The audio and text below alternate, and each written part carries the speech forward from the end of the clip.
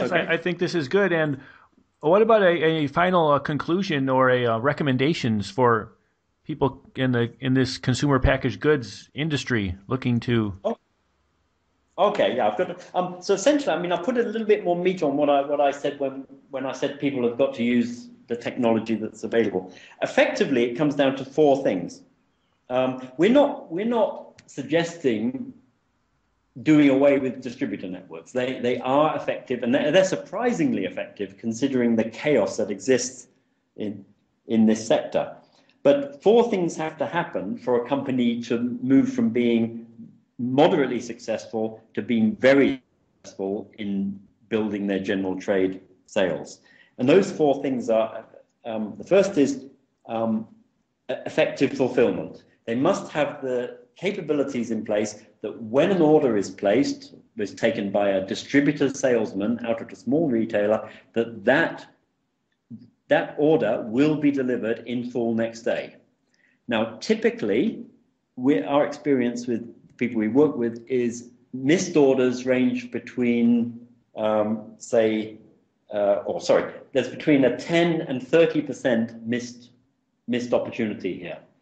Because typically a salesman will go out, the retailer will want a particular product, but the salesman won't take the order for it because he knows it's not sitting in the retailer warehouse. So he knows he can't deliver it, so he won't take the order in order not to disappoint the retailer.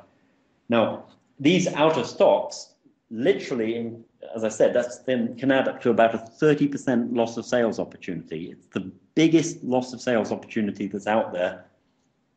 And it's amazing how people don't take it seriously.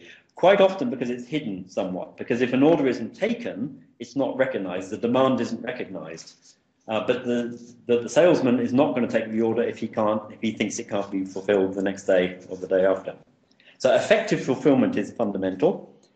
Then it's driving an effective sales force, because you've got a traditional sales force moving around on motorbikes or in their cars to visit all these retailers. They're a relatively inefficient. It's a relatively inefficient way to sell your products. It's a guy who needs a car allowance. He needs to pay fuel. He needs to pay toll and so forth. He may only be making 12 to 15 calls a day, and these calls do not generate massive orders. So it's a relatively ineffective way to sell your product.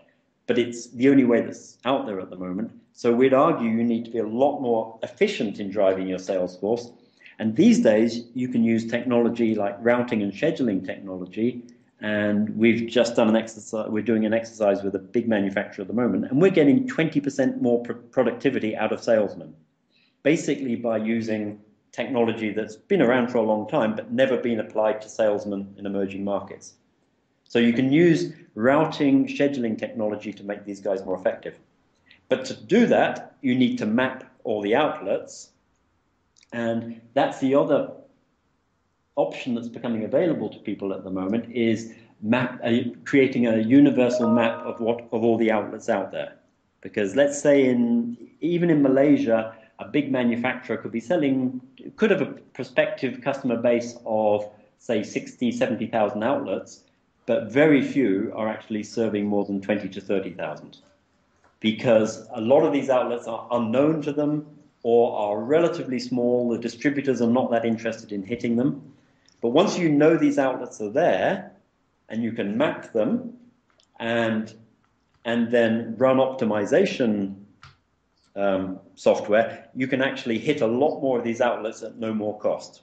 And that's what we've been doing with the client recently, is finding the outlets that so they have 100% outlet universe visibility, and then running optimizers so that the salesman can hit more outlets without extra cost. So it's a win. The manufacturer wins, the distributor wins. The salesmen win because they get more bonus as well. And then finally, it's the tools to drive the salesman to be far more effective in tools. And this is really sales force automation. This is giving the salesman tools that when they're in the outlet, they do the job as you want them to do the job. It's a workflow process that they have to follow every time. And these things have been around for quite some time, but the reality is the technology that's available today for your Samsung Galaxies and so forth, make them so much more effective than they've been in the past. You really can. There's been a sea change in how effective these devices can be. And as apart from being a tool for these guys to just do their job, of course, these days these devices can track the salesman wherever he goes. So his supervisor knows where he is at any time.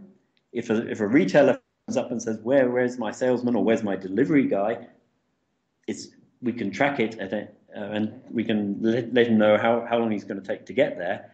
But far more important than that is the background tracking we're doing in the system to basically track the cost of that salesman. So we know every kilometer he drives, how long he takes to get from one outlet to the next outlet, how long he takes when he's out that outlet to make his sale, how much revenue he's taken, how much returns have come back from that outlet, what credit terms he's sold on, and then how long he takes to get to the next outlet.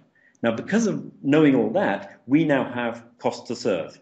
So we know what it costs us to serve each outlet, and that rapidly turns into profitability per outlet.